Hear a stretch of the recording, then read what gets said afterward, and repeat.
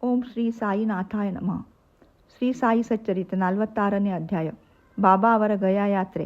2 ಹಾಡುಗಳು.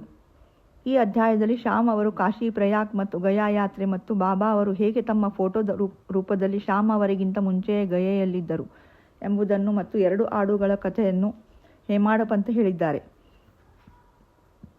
ಸಾಯಿ ಕರ್ಮಬಂಧನದಿಂದ ನಮ್ಮನ್ನು ಮುಕ್ತ ಮಾಡುವ ನಿನ್ನ ಚರಣಗಳ ದರ್ಶನ ಪಡೆದ ನಾವೇ ಧನ್ಯರು. ನಿನ್ನ ರೂಪ ಈಗ ಅಗೋಚರವಾಗಿದ್ದರೂ ನಿನ್ನನ್ನೇ ನಂಬಿದ ಭಕ್ತರಿಗೆ ನಿನ್ನ ಅನುಗ್ರಹದ ಅನುಭವವಾಗುತ್ತಿದೆ. ಅಸದೃಶ್ಯವಾದ ಮತ್ತು ಉದಾತ್ತವಾದ ದಾರದಿಂದ ನಿನ್ನ ಭಕ್ತರನ್ನು ನಿನ್ನಡೆಗೆ ಸೆಳೆದುಕೊಂಡು ತಾಯಿಯು ತನ್ನ ಕಣ್ಣನನ್ನು ಅಪ್ಪಿಕೊಳ್ಳುವಂತೆ ಅವರನ್ನು ನೀನು ಅಪ್ಪಿಕೊಳ್ಳುತ್ತಿ. ನೀನು ಎಲ್ಲಿರುವೆ ಎಂಬುದು ಭಕ್ತರಿಗೆ ಗೊತ್ತಿಲ್ಲದಿದ್ದರೂ ನಿನ್ನ ಏಕೈಕ ರೀತಿಯಿಂದ ಸೂತ್ರಧಾರಿಯಾಗಿ ಕೊನೆಗೆ ಭಕ್ತಿಗೆ ಅವರ ಹಿಂದೆಯೇ ಇರುವಂತೆ ಅನುಭವ ನೀಡಿ ಅವರನ್ನು ಸಂರಕ್ಷಿಸುತ್ತಿರುವೆ. ಬುದ್ಧಿವಂತರು, ಜ್ಞಾನಿಗಳು ಮತ್ತು ವಿದ್ವಾಂಸರು ತಮ್ಮ ಅಹಂಭಾವದಿಂದ ಸಂಸಾರವೆಂಬ ಸಾಗರದಲ್ಲಿ ತೊಳಲುತ್ತಾರೆ. ಆದರೆ ನಿಜವಾದ ಭಕ್ತರನ್ನು ನೀನು ಕಾಪಾಡುವೆ. ಬಾಹ್ಯದಲ್ಲಿ ಅಗೋಚರನಾಗಿ ನಿನ್ನ ಲೀಲೆಯನ್ನು ನೀನು ನಡೆಸುತ್ತಾ ಅವುಗಳಲ್ಲಿ ನಿನಗೆ ಆಸಕ್ತಿ ಇಲ್ಲವೆಂದು ತೋರಿಸುತ್ತಾ ನಿನ್ನ ಜೀವನದ ಮರ್ಮ ಯಾರೂ ತಿಳಿಯರು.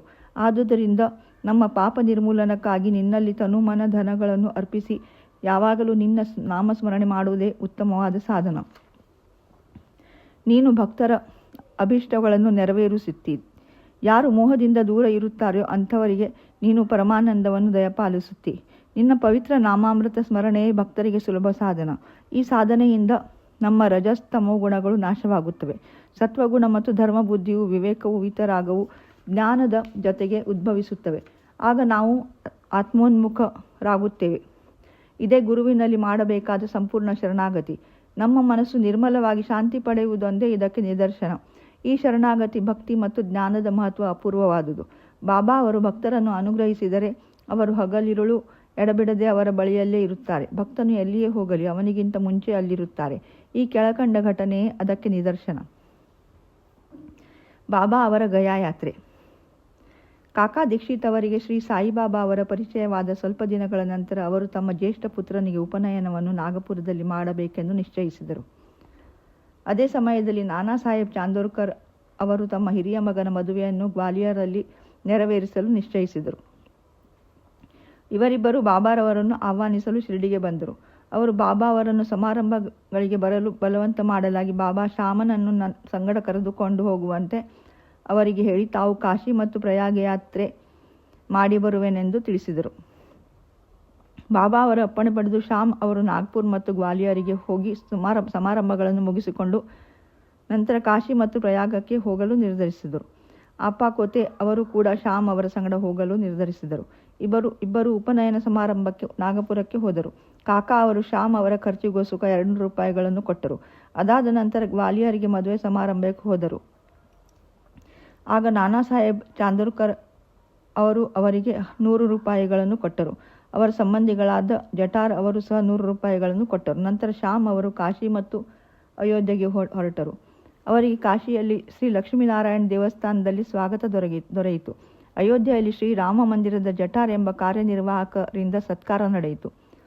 ಅಯೋಧ್ಯೆಯಲ್ಲಿ 21 ದಿನಗಳಿದ್ದು ಕಾಶಿಯಲ್ಲಿ 2 ತಿಂಗಳಿದ್ದು ನಂತರ ಗಯೆಗೆ ಪ್ರಯಾಣ ಬೆಳೆಸಿದರು. ಗಯೆಯಲ್ಲಿ ಇಳಿದು ರಾತ್ರಿ ಧರ್ಮಶಾಲೆಯಲ್ಲಿ ತಂಗಿದರು. ಬೆಳಗಾಗುತ್ತಲೇ ಒಬ್ಬ ಗಯಾವಾಲ ಯಾತ್ರಿಕರಿಗೆ ವಸತಿ ಮತ್ತು ಊಟ ಸೌಕರ್ಯವನ್ನೊದಗಿಸುವ ಅರ್ಚಕ ಬಂದು ಯಾತ್ರಿಕರು ಎಲ್ಲರೂ ಆಗಲೇ ಹೊರಟಿದ್ದಾರೆ ಎಂದು ಹೇಳಿ ಇವರಿಗೆ ಕೂಡ ಹೊರಡಲು ಹೇಳಿದನು. ಶ್ಯಾಮ್ ಗಯೆಯಲ್ಲಿ ಪ್ಲೇಗ್ ಜಾಡ್ಯವೇನಾದರೂ ಇದೆಯೇ ಎಂದು ಗಯಾವಾಲನನ್ನು ಕೇಳಲು ಅವನು ಇಲ್ಲ ಎಂದು ಉತ್ತರಿಸಿದನು ಮತ್ತು ನೀವೇ ಬಂದು ನೋಡಿ ಎಂದು ಹೇಳಿದನು. ಅನಂತರ ಅವರು ಗಯಾವಾಲನೊಡನೆ ಹೊರಟರು. ಅವನ ಮನೆಯಲ್ಲಿ ತಂಗಿದರು. ಆಗ ಶ್ಯಾಮ್ ಅವರಿಗೆ ಆನಂದವಾಯಿತು. ಅವರ ಸಂತೋಷಕ್ಕೆ ಕಾರಣವೇನೆಂದರೆ ಅವನ ಮನೆಯ ಪಡೆಸಾಲೆಯಲ್ಲಿ ಶ್ರೀ ಸಾಯಿಬಾಬಾ ಅವರ ದೊಡ್ಡ ಫೋಟೋ ಇದ್ದರು. ಆ ಫೋಟೋ ನೋಡಿದ ಕೂಡಲೇ ಶ್ಯಾಮ್ ಪರಮಾನಂದ ಭರಿತರಾದರು. ಆಗ ಅವರಿಗೆ ಕಾಶಿ ಪ್ರಯಾಗ್ ಯಾತ್ರೆಯ ನಂತರ ಶ್ಯಾಮನಿಗಿಂತ ನಾನು ಮುಂದಿರುತ್ತೇನೆ ಎಂದು ಹೇಳಿದ ಬಾಬಾ ಅವರ ಮಾತಿನ ನೆನಪು ಮೂಡಿತು.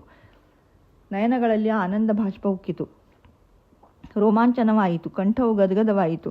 ಅವರಿಗೆ ಪ್ಲೇಗ್ ಹೆದರಿಕೆ ಆಗಿರಬಹುದು ಎಂದು ಗಯಾವಾಲ ಗಾಬರಿಯಾದನು. ಆಗ ಶ್ಯಾಮ್ ಅವರು ಈ ಫೋಟೋ ಎಲ್ಲಿ ದೊರಕಿತು ಎಂದು ಗಯಾವಾಲನನ್ನು ಕೇಳಲು ಅವನು ಮನ್ಮಾಡ್ ಮತ್ತು ಪುಣ್ಯತಂಬೆಗಳಲ್ಲಿ ಗಯಾ ಯಾತ್ರಿಕರಿಗೆ ನೆರವು ನೀಡುವ ಸುಮಾರು 200-300 ಜನ ನನ್ನ ನೌಕರರಿದ್ದಾರೆ. ಅವರಿಂದ ಬಾಬಾ ಅವರ ಕೀರ್ತಿ ತಿಳಿಯಿತು. ಸುಮಾರು 12 ವರ್ಷಗಳ ಹಿಂದೆ ನಾನು ಬಾಬಾ ಅವರ ದರ್ಶನ ಪಡೆಯಲು ಶಿರಡಿಗೆ ಹೋಗಿದ್ದೆ. ಆಗ ನನಗೆ ಶ್ಯಾಮ್ ಎಂಬುವವರ ಮನೆಯಲ್ಲಿ ತೂಗು ಹಾಕಿದ್ದ ಬಾಬಾ ಅವರ ಫೋಟೋದ ಮೇಲೆ ಆಸೆ ಹುಟ್ಟಿತು. ಬಾಬಾ ಅವರ ಅಪ್ಪಣೆ ಪಡೆದು ಶ್ಯಾಮ್ ಅವರು ಅದನ್ನು ನನ್ನ ಕೈಯಲ್ಲಿ ಇಟ್ಟರು. ಅದೇ ಈ ಫೋಟೋ ಎಂದರು. ಆಗ ಶ್ಯಾಮ್ ಅವರಿಗೆ ಎಲ್ಲವೂ ನೆನಪಾಯಿತು. ಗಯಾವಾಲ ತನ್ನ ಮನೆಗೆ ಬಂದಿರುವ ವ್ಯಕ್ತಿ ಶ್ಯಾಮ್ ಎಂದು ತಿಳಿದ ಮೇಲೆ ಆನಂದಭರಿತನಾದನು. ಅವರಿಬ್ಬರು ಬಹುಕಾಲ ಸಂಭಾಷಿಸಿದರು. ಗಯಾವಾಲ ಶ್ಯಾಮ್ ಅವರನ್ನು ಸಕಲ ಮರ್ಯಾದೆಗಳಿಂದ ಸತ್ಕರಿಸಿದನು. ಅವನು ಬಹಳ ಶ್ರೀಮಂತನಾಗಿದ್ದನು. ತಾನು ಪಲ್ಲಕ್ಕಿಯಲ್ಲಿ ಕುಳಿತು ಶ್ಯಾಮ್ ಅವರನ್ನು ಆನೆಯ ಮೇಲೆ ಕೂರಿಸಿ ಅವರ ಸಕಲ ಅನುಕೂಲತೆಗಳನ್ನು ಗಯೆಯಲ್ಲಿರುವ ತನಕ ಪ್ರೀತಿಯಿಂದ ನೋಡಿಕೊಂಡನು. ಬಾಬಾ ಅವರ ಮಾತುಗಳು ಅಕ್ಷರಶಃ ಸತ್ಯವಾಗಿ ಅವರು ಹೇಳಿದಂತೆ ನಡೆಯುತ್ತದೆ ಎಂಬುದೇ ಈ ಕಥೆಯ ನೀತಿ. ಅವರು ಸಕಲ ಜೀವಿಗಳಲ್ಲಿಯೂ ಸಮ ಪ್ರೀತಿ ಉಳ್ಳವರಾಗಿ ಅವುಗಳಲ್ಲಿ ಐಕ್ಯರಾಗಿದ್ದರು. ಈ ಕೆಳಗಿನ ಘಟನೆಯು ಇದನ್ನು ಸ್ಥಿರಪಡಿಸುತ್ತದೆ. 2 ಆಡುಗಳು. ಒಂದು ಸಾರಿ ಬಾಬಾ ಅವರು ಲೇಂಡಿ ತೋಟದಿಂದ ಹಿಂದಿರುಗಿ ಬರುವಾಗ ಒಂದು ಆಡಿನ ಹಿಂಡು ನೋಡಿದರು. ಅವುಗಳಲ್ಲಿ 2 ಮಾತ್ರ ಬಾಬಾ ಅವರನ್ನು ಆಕರ್ಷಿಸಿದವು. ಆಗ ಅವರು ಅವುಗಳ ಹತ್ತಿರ ಹೋಗಿ ಅವುಗಳನ್ನು ಮುದ್ದಾಡಿ 32 ರೂಪಾಯಿಗಳನ್ನು ಕೊಟ್ಟು ಅವುಗಳನ್ನು ಖರೀದಿಸಿಕೊಂಡರು. ಭಕ್ತರಿಗೆ ಬಾಬಾ ಅವರ ಈ ವಿಚಿತ್ರ ರೀತಿ ಅರ್ಥವಾಗಲಿಲ್ಲ. ಆ 2 ಆಡುಗಳಿಗೆ ಅಚ್ಚಂದರೆ 8 ರೂಪಾಯಿ ಬೆಲೆ ಕೊಡಬಹುದು ಆದರೆ ಎಂದು ತಮ್ಮೊಳಗೆ ಪಿಸುಗುಟ್ಟಿದ್ದರು. ಆದರೆ ಯಾರಿಗೂ ಬಾಬಾ ಅವರನ್ನು ಕೇಳುವ ಧೈರ್ಯವಿರಲಿಲ್ಲ. ಬಾಬಾ ಅವರು ಸುಮ್ಮನಿದ್ದರು. ಶ್ಯಾಮ ಮತ್ತು ತಾತ್ಯಾ ಕೋಟೆ ಅವರು ಧೈರ್ಯದಿಂದ ಬಾಬಾ ಅವರನ್ನು ಈ ಬಗ್ಗೆ ಪ್ರಶ್ನಿಸಿದರು. ಆಗ ಬಾಬಾ ತಮಗೆ ನೋಡಿಕೊಳ್ಳಲು ಮನೆ, ಮಠ ಮತ್ತು ಸಂಸಾರ ಯಾವುದೂ ಇಲ್ಲ. ಆದುದರಿಂದ ಹಣವನ್ನು ಕೂಡಿ ಹಾಕುವುದರಿಂದ ಪ್ರಯೋಜನವೇನು ಎಂದು ಕೇಳಿ ತಮ್ಮ ಸ್ವಂತ ಖರ್ಚಿನಿಂದ ಅವುಗಳಿಗೆ ತಿನ್ನಲು 4 ಸೇರು ಕಡಲೆ ತರಿಸಿ ಆಡುಗಳಿಗೆ ತಿನ್ನಲು ಹಾಕಿದರು. ಇದಾದ ನಂತರ ಅವರು ಆ ಆಡುಗಳನ್ನು ಅವುಗಳ ಮಾಲೀಕನಿಗೆ ಹಿಂತಿರುಗಿಸಿದರು. ಅನಂತರ ಆ ಆಡುಗಳಿಗೆ ಸಂಬಂಧಿಸಿದ ಪೂರ್ವಜನ್ಮದ ಕಥೆಯನ್ನು ಈ ರೀತಿ ಹೇಳಿದರು. ತಾತ್ಯಾ, ನೀವು ಈ ವ್ಯಾಪಾರದಲ್ಲಿ ನಾನು ಮೋಸ ಹೋದೆನೆಂದು ತಿಳಿದಿರುವಿರಿ. ಇಲ್ಲ, ನಾನು ಮೋಸ ಹೋಗಿಲ್ಲ. ಅವುಗಳ ಕಥೆ ಕೇಳಿರಿ.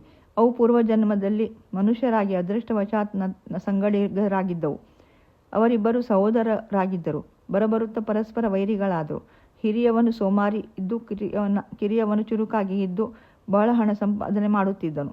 ಹಿರಿಯವನು ಅತಿಯಾಸೆ ಉಳ್ಳವನಾಗಿ ಕಿರಿಯವನ ಎಲ್ಲ ಹಣವನ್ನು ನುಂಗುವ ಸಲುವಾಗಿ ಅವನನ್ನು ಕೊಲೆ ಮಾಡಲು ಯತ್ನಿಸಿದನು. ಅವರು ತಮ್ಮ ಸಂಬಂಧವನ್ನು ಮರೆತು ಜಗಳವಾಡಲು ಆರಂಭಿಸಿದರು. ಹಿರಿಯವನು ಕೊಲ್ಲುವ ಪ್ರಯತ್ನದಲ್ಲಿ ವಿಫಲನಾದನು. ಇಬ್ಬರಿಗೂ ಕಡು ವೈರತ್ವ ಬೆಳೆಯಿತು. ಒಂದು ದಿನ ಹಿರಿಯವ ಸಮಯ ಸಾಧಿಸಿ ತನ್ನ ದೊಣ್ಣೆಯಿಂದ ಕಿರಿಯವನ ತಲೆಗೆ ಬಲವಾದ ಏಟು ಕೊಟ್ಟನು. ಕಿರಿಯವನು ಕೋಪಗೊಂಡು ಕೊಡಲಿಯಿಂದ ಹೊಡೆದನು. ಈ ರೀತಿ ಇಬ್ಬರು ಗಾಯಗೊಂಡು ಸ್ಥಳದಲ್ಲಿಯೇ ಮೃತರಾದರು. ಆ ಕರ್ಮದಿಂದ ಅವರಿಬ್ಬರೂ ಈಗ ಆಡುಗಳಾಗಿ ಹುಟ್ಟಿರುತ್ತಾರೆ. ಅವು ಹೋಗುತ್ತಿರುವಾಗ ನಾನು ಅವರನ್ನು ಕೂಡಲೇ ಗುರುತಿಸಿದೆ. ಅವುಗಳ ನೆನಪಾಯಿತು. ಕನಿಕರದಿಂದ ಅವುಗಳಿಗೆ ಆಹಾರ ನೀಡಬೇಕೆನಿಸಿತು. ಆದುದರಿಂದ ನನ್ನ ಹತ್ತಿರ ಇದ್ದ ಎಲ್ಲ ಹಣವನ್ನು ಖರ್ಚು ಮಾಡಿದೆ. ಅದಕ್ಕಾಗಿ ನೀವು ನನ್ನನ್ನು ದೂಷಿಸುತ್ತಿದ್ದೀರಿ. ನಿಮಗೆ ಈ ವ್ಯಾಪಾರ ಸರಿಯಾಗಿ ತೋರಲಿಲ್ಲ. ಆದ್ದರಿಂದ ಅವುಗಳನ್ನು ತಿರುಗಿ ಅವುಗಳ ಮಾಲಕನಿಗೆ ಕೊಟ್ಟೆ ಎಂದರು. ಶ್ರೀ ಸದ್ಗುರು ಸಾಯಿನಾಥಾರ್ಪಣಮಸ್ತು. ಶುಭಂ ಭವತು. ಶ್ರೀ ಸಾಯಿ ಪ್ರಣಾಮ್.